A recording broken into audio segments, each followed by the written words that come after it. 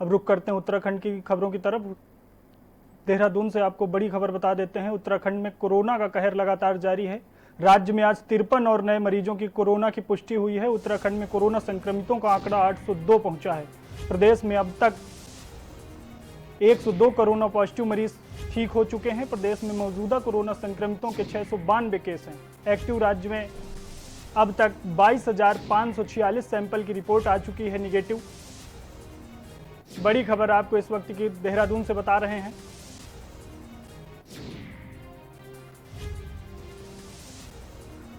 राज्य में अब तक 22,546 सैंपल की जांच निगेटिव आ चुकी है। 6,133 मरीजों की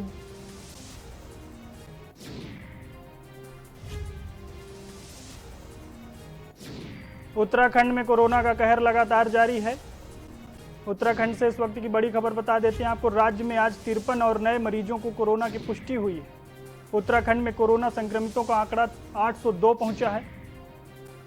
प्रदेश में अब तक 102 कोरोना पॉजिटिव मरीज हो चुके हैं ठीक।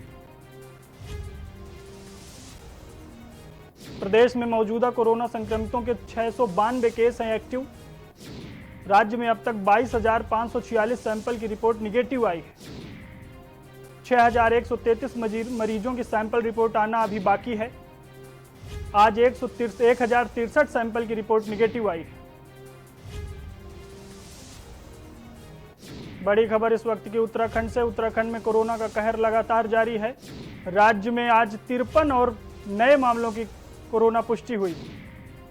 उत्तराखंड में कोरोना संक्रमितों का आंकड़ा 802 पहुंच चुका है।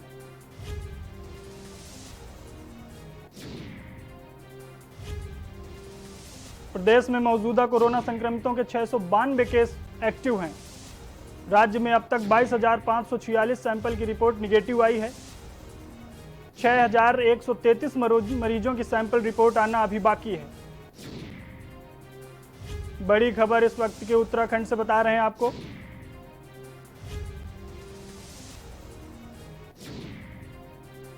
उत्तराखंड में कोरोना का कहर लगातार जारी है।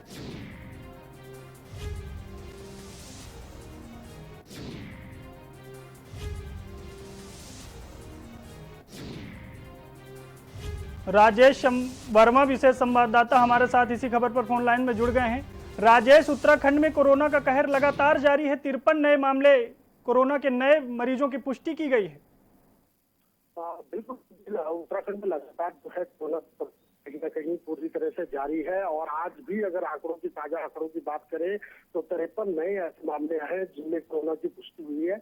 और टोटल अगर बात करें उत्तराखंड की तो 802 मामले ऐसे हो चुके हैं, यानी कि 802 कोरोना मरीजों की जो है पुष्टि कर ली गई है। और तो कहीं ना कहीं सरकार इस चीज को लेकर भी सख्ती में है और तमाम जितनी गाइडलाइंस जो है वो जो केंद्र द्वारा जारी की गई थी वो भी जो है लगातार उत्तराखंड में उसका पालन किया जा रहा है। लेकिन अब जो नई रणनीति जो है राजेश जी, कल केंद्र सरकार की तरफ से जो गाइडलाइंस जारी की गई है उसमें काफी ढील दी गई है, लेकिन उत्तराखंड में कोरोना मरीजों का इजाफा लगातार जारी है। तो ऐसे में क्या त्रिवेंद्र सरकार केंद्र की गाइडलाइंस में संशोधन करेगी या केंद्र की गाइडलाइंस ही जारी रखेगी प्रदेश में? बिल्कुल, क्योंकि ये अहम सवाल है। अगर हम बात करें तो सुबह 7 बजे से 7 बजे छूट दी गई है, बाजार खुले हुए हैं तमाम। तो कहीं ना कहीं व्यापारी कहीं एक तरफा खुश है तो दूसरी तरफ वाले भी कुछ व्यापारी ऐसे भी है जिन्होंने पूर्ण रूप से दुकानें जो है बंद करने की भी बात कही है। क्योंकि लगातार जिस तरह से कोरोना की संख्या बढ़ती जा रही है उसको लेकर के सरकार को सचेत किया है कि जो लॉकडाउन जो शुरू से टाइम पीरियड जो समय सीमा निर्धारित की गई थी उसी समय पर बाजार खुले और बंद हो। लेकिन जिस तरीके से सरकार ने नया ऐलान किया है कि सुबह 7 से शाम के 7 बजे तक अगर बाजार खुलते हैं तो कहीं न कहीं जिसके से राजधानी सहित तमाम जिलों से जो है अपडेट आ रही है, कोरोना के लगातार मामले बढ़ रहे हैं। तो नई गाइडलाइंस के अनुसार जो लॉकडाउन टाइम शुरुआत हो चुकी है तो उसकी जो नई गाइडलाइंस आई है उसके आधार पर भी आला अधिकारी सरकार समेत तमाम अधिकारी जो है इस पे मंथन कर रहे हैं कि जिस तरीके से आगे उत्तराखंड की कमान है कि उत्तराखंड को किस तरीके। राजेश जी, कैबिनेट मंत्री सतपाल महाराज की पत्नी को कोरोना पॉजिटिव पाया गया है और सतपाल महाराज कैबिनेट बैठक में शामिल भी हुए थे। तो क्या कैबिनेट के मंत्रियों की सैंपल की जांच वांच हुई है अभी तक? क्या कुछ जानकारी है इस? बिल्कुल, मैं अपने दर्शकों को एक खास तौर से इंफॉर्मेशन ये बता दूं कि 41 लोगों की सैंपलिंग जो है वो आज सुबह हो चुकी है और जो अमृता रावत उनकी धर्मपत्नी थी उनको एम्स भर्ती जो है वो करा दिया गया है, क्योंकि उनके कल जो जांच रिपोर्ट आई थी उसमें वो कोरोना पॉजिटिव पाई गई थी। लेकिन एक जांच का विषय है, क्योंकि कल ही माफ कीजिएगा परसों जो है उत्तराखंड में कैबिनेट की सचिवालय में खुद पर्यटन मंत्री सतपाल महाराज वहां पर मौजूद थे, लेकिन एक जांच का विषय है। लेकिन जिन लोगों से वो लोग टच में आए हैं, यानी कि अभी तक जो है अमृता रावत जी के साथ टच में आए तो 41 लोगों की पुष्टि हुई थी, जिसमें सभी लोगों के सैंपलिंग जो है वो ले ली गई है। 2 से 3 दिन के अंदर पुष्टि हो जाएगी कि उनके अंदर उनमें कोरोना की पुष्टि हुई है या नहीं है। लेकिन फिलहाल एक जो है कहीं ना कहीं एक बड़ी सरकार और कैबिनेट के साथ जो है कहीं ना कहीं आने वाली स्थिति जो है वो कहीं खराब होने की आशंका दिखाई देती है, क्योंकि जिस तरीके से लगातार कोरोना बताया कि कोरोना के मामले बढ़ रहे हैं और इस तरीके से अगर पर्यटन मंत्री की धर्मपत्नी में कोरोना की पुष्टि हुई है तो एक गंभीर विषय है और के लिए सभी जो 41 लोग हैं उन लोगों को क्वारंटाइन किया गया। एक निजी होटल में जो है उन सभी को रोका गया है। लेकिन फिलहाल सारी तमाम व्यवस्थाओं को लेकर के सरकार इस समय सचेत है और सरकार को लगता है कि अगर ईश्वर ना करे कि अगर सतपाल महाराज को अगर पॉजिटिव रिपोर्ट आती है तो कहीं ना कहीं जितने भी कैबिनेट में उस समय मौजूद थे आला अधिकारी और तमाम मुख्यमंत्री सहित तब कहीं ना कहीं सभी लोगों को क्वारंटाइन होना पड़ सकता है। जी शुक्रिया राजेश जी तमाम जानकारी के लिए। बड़ी खबर इस वक्त की आपको बता देते हैं, उत्तराखंड में कोरोना का कहर लगातार जारी है। राज्य में आज 53 नए मरीजों में कोरोना की पुष्टि हुई है।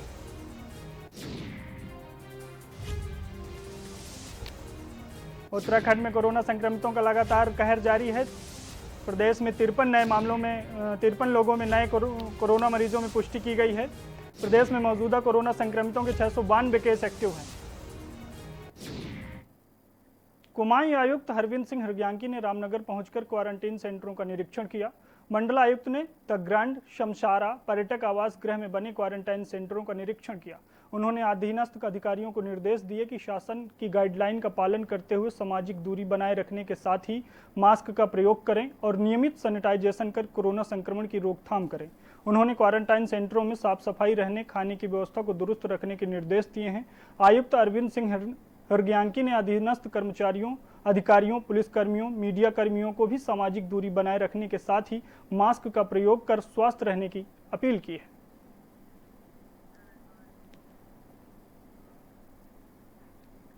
केंद्र में नरेंद्र मोदी और बीजेपी के 1 साल के कार्यकाल पूरे होने पर गढ़वाल सांसद तीरथ सिंह रावत ने सरकार की उपलब्धियां बताते हुए कहा कि प्रधानमंत्री नरेंद्र मोदी ने देश के विभिन्न योजनाओं से देश के नागरिकों को लाभ दिया है।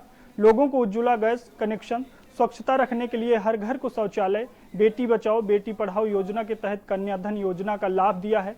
साथ ही गढ़वाल सांसद का कहना है कि कोरोना महामारी से बचाव के लिए प्रधानमंत्री ने समय पर लॉकडाउन किया है और हर घर में राशन मुहैया करवाया है।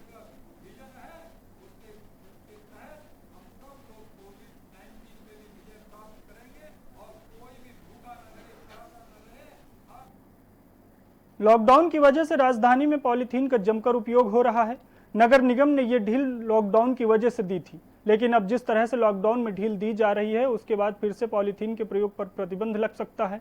देहरादून मेयर सुनील उनियाल गामा ने बताया कि इस वक्त राजधानी में पॉलीथीन का जमकर उपयोग हो रहा है। शासन की ओर से आदेश दिए गए थे कि लॉकडाउन की अवधि में ज्यादा सख्ती ना की जाए, लेकिन इस वक्त लॉकडाउन में काफी ढील दी गई है, इसलिए अब राजधानी का जो पॉलीथीन मुक्त सपना है उस ओर कदम बढ़ाया जाएगा और शासन से बात करके फिर से पॉलीथीन के प्रयोग पर प्रतिबंध लगेगा। जो हमारा ये कोरोना की महामारी चल रही है, इसलिए पूरी व्यवस्थाएं अस्त व्यस्त हो गई। तो ये हमारे चीफ सेक्रेटरी जी ने भी एक आदेश किया था कि जब तक ये वायरस, ये प्रकोप, इससे जो लॉकडाउन चल रहा है तब तक की ये प्लास्टिक की व्यवस्था है। जैसे ये लॉकडाउन खुलेगा, जब नई व्यवस्था होगी तो फिर उसको दोबारा से जो है हम माननीय चीफ सेक्रेटरी से भी कहेंगे कि जो प्रतिबंध आपने इसको खोला है उसको एक तो प्रतिबंध लगाया जाए। यहाँ पर रुकते हैं एक ब्रेक के लिए, जल्द हाजिर होते हैं।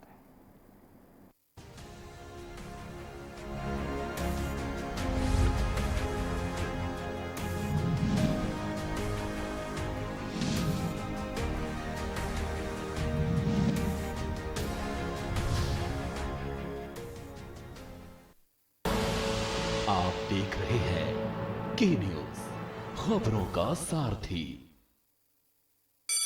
Mount Litra Z School, Unnao, #1 in academics, #1 in sports, best teachers, best result, smart classroom, best transport facility, world class infrastructure के साथ Mount Litra Z School, Unnao। जिसने पूरी दुनिया को तड़पाया, उसके पर्दाफाश का हमने बीड़ा उठाया। कोरोना पर चीन का कच्चा चिट्ठा हम खोलेंगे, खुलकर बोलेंगे। जानलेवा वायरस वाला किलर अब बच के जाएगा किधर? कोरोना पर चीन एक्सपोज, TV9 भारतवर्ष पर हर रोज। TV9 भारतवर्ष, अब तो सब देख रहे हैं। आप देख रहे हैं के न्यूज, खबरों का सारथी।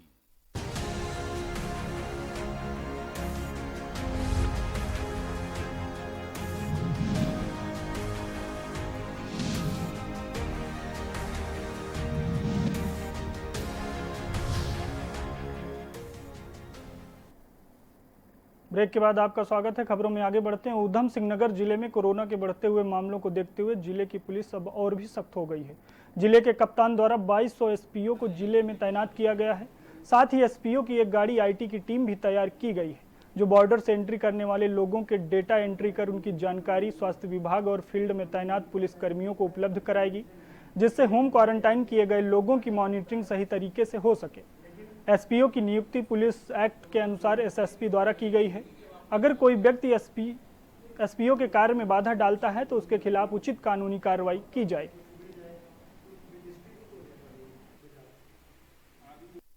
प्रथम टास्क जो है कंट्रोल रूम में जो हमने आईटी टीम बनाई है, उसको यही दिया है कि जितनी भी बैरियर पे गाड़ियां आ रही हैं उसमें उनको अलग अलग श्रेणियों में बांटा गया है। जो कुछ गाड़ियां ऐसी हैं जिनको क्वारंटाइन नहीं होना है, जैसे गुड्स कैरियर जो ट्रक हैं उनको क्वारंटाइन की आवश्यकता नहीं है।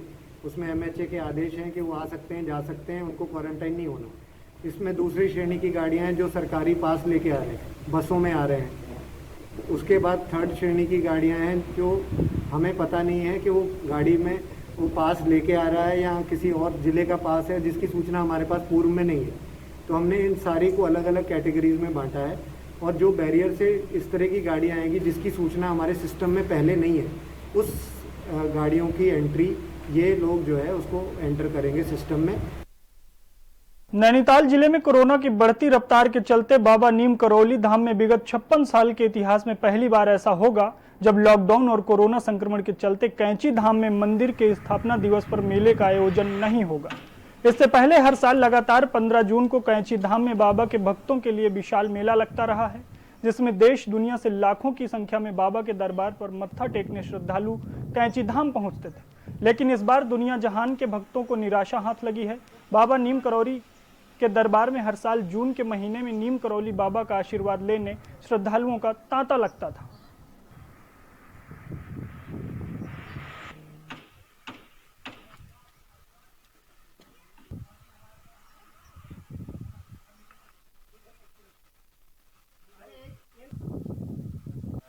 बाबा के दर्शन नहीं हो पा रहे हैं, हमारा मन काफ़ी निराश है और इतनी फुलवानी से आए हुए हैं हम, काफ़ी बुरा लग रहा है यहाँ आकर के कि बाबा के हम दर्शन नहीं कर पा रहे हैं।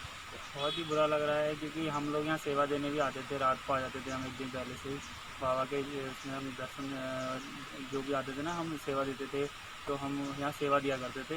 लेकिन इस बार हमारी पूरी टीम निराश है कि हमारे बाबा की सेवा करने का मौका नहीं मिलेगा। काफ़ी बुरा लग रहा है ये सुनने के बाद और जानने के बाद। मंगलौर के निजामपुर हरचंदपुर गांव में बाप बेटे के बीच हुई मारपीट का वीडियो सोशल मीडिया पर वायरल होने के बाद पुलिस महकमे में हड़कंप मच गया।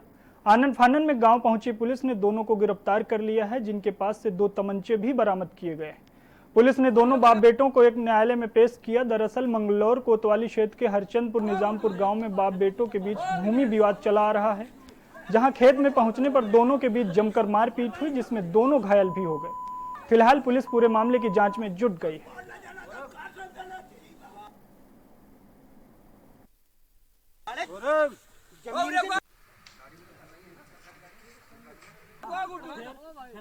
कोतवाली बंगलौर क्षेत्र अंतर्गत एक वीडियो वायरल होने पर, जिसमें कि एक व्यक्ति को 2 व्यक्तियों ने पकड़ा हुआ है और एक व्यक्ति के हाथ में तमंचा है, उक्त की जांच की गई। इस संबंध में पिता पुत्र के मध्य जमीनी विवाद होना प्रकाश में आया। उक्त दोनों पिता पुत्रों को जब हिरासत में लिया गया तो उनके पास से तमंचे बरामद हुए, जिस संबंध में 25 आर्म्स एक्ट के अंतर्गत अभियोग पंजीकृत कर दोनों का चालान माननीय न्यायालय किया जा रहा है। कोटद्वार में अपने सहयोगी कैमरामैन के साथ लाइव वीडियो कवरेज करने के लिए नदी पर गए पत्रकार पर खनन कारोबारियों ने जानलेवा हमला कर दिया। खनन कारोबारियों के हौसले इतने बुलंद हैं कि कोटद्वार थाने के अंदर सीओ कोतवाल के सामने भी पत्रकार पर हमला बोल दिया, जिसके साथ पुलिस ने रोक दिया, वरना कोटद्वार कोतवाली के अंदर शर्मनाक घटना घटित हो जाती। पत्रकार के अनुसार हमला सत्ताधारी दल के जुड़े कारोबारियों द्वारा कराया गया। इस मामले को देखकर अंदाजा लगाया जा सकता है कि कोटद्वार में खनन कारोबारियों के हौसले कितने बुलंद हैं। तो मैंने तो इनके पाँव पकड़ के अभी पाँव पकड़ लिए, मैंने कहा इनके हाथ में सबके पिस्टल थी, इन्हें पाँव पकड़ा, मैंने पाँव पकड़ लिए। कल शाम के समय पे राजीव गौड़ नामक एक व्यक्ति अपने 3-4 साथियों के साथ सुकरो नदी में गए थे। वहाँ खनन का कारोबार चल रहा था। वहाँ खनन के कारोबार में उनके द्वारा हस्तक्षेप किया गया कि ये गलत हो रहा है। इस चीज़ को लेकर वहाँ वाद विवाद हो गया। वाद विवाद इतना ज़्यादा हो गया कि दोनों पक्ष में से एक व्यक्ति चोटिल हो गए। उनका पुलिस फोर्स की मदद से बीच बचाव कराया गया।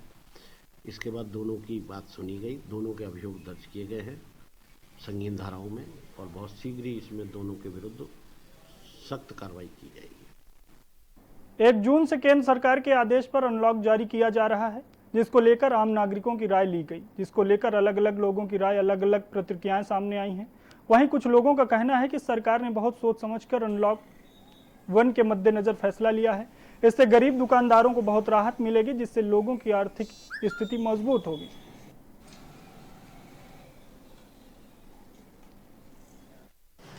केस तो कोरोना के बढ़ ही रहे हैं, सभी जानते हैं, लेकिन खोलने से जो हमारे छोटे व्यापारी है, लोग उद्योग है, उन्हें बड़ा सहारा मिला है। और छोटे दुकानदारों, छोटे व्यापारियों में इसकी एक खुशी भी है, क्योंकि व्यवस्था बड़ी डाउन होगी हमारे देश की। लोगों के घर में खाने को नहीं है, 2-3 महीने हो गए बंद हुए हुए मार्केट को। इसमें बहुत सारे छोटे छोटे दुकानदार हैं जिनका डेली का 400 से 500 रुपये कमाने का वो था, वो सब बंद कर गया है। इस फैसले से गवर्नमेंट ने बहुत सोच समझ कर फैसला लिया है।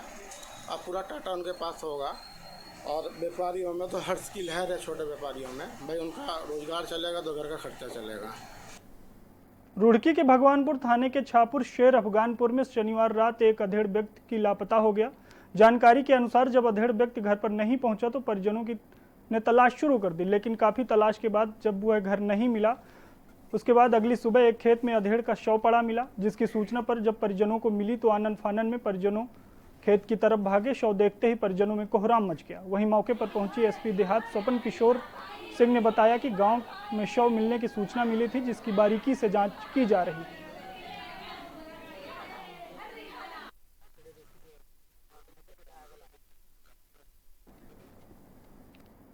उत्तराखंड की खबरों में इतना ही। आप देखते रहिए के न्यूज़। नमस्कार।